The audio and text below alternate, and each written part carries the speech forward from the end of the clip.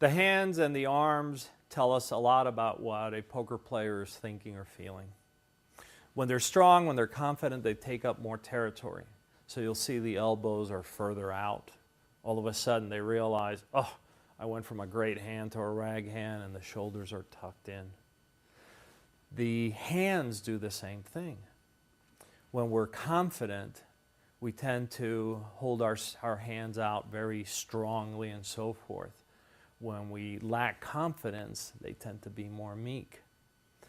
When we're struggling with things and we pacify, we use our hands, we rub them against each other, sometimes we wring our hands and so forth.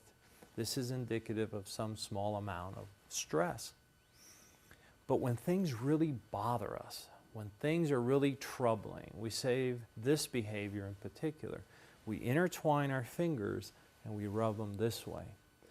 So a player all of a sudden goes from looking at his whole cards to looking at the community cards, and you see him doing this.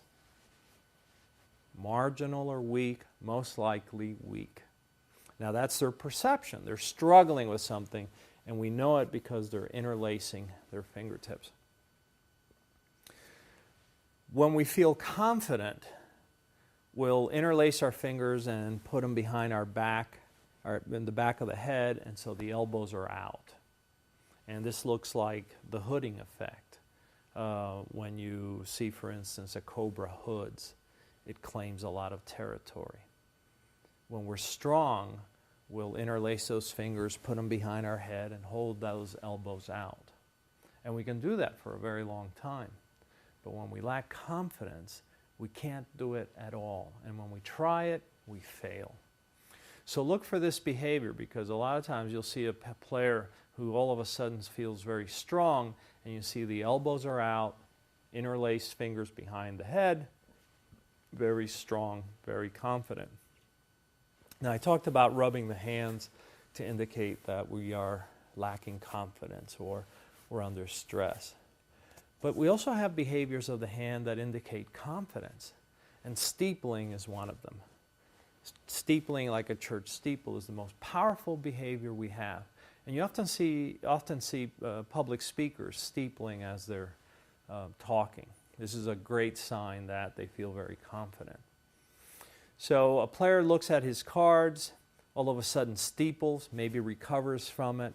Good sign, powerful sign that they're very confident about what they're seeing. Conversely, when they go from steepling and all of a sudden now they're wringing their hands, then they're not as confident. Something has changed on the board, and it's reflected in the hands.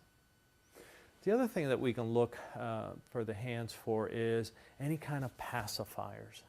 When people are struggling with something, they're dealing with something, they're stressed, you'll see them pulling on their fingers, you'll see them playing with their rings, you'll see them massaging their hands, all to deal with the stress of the moment.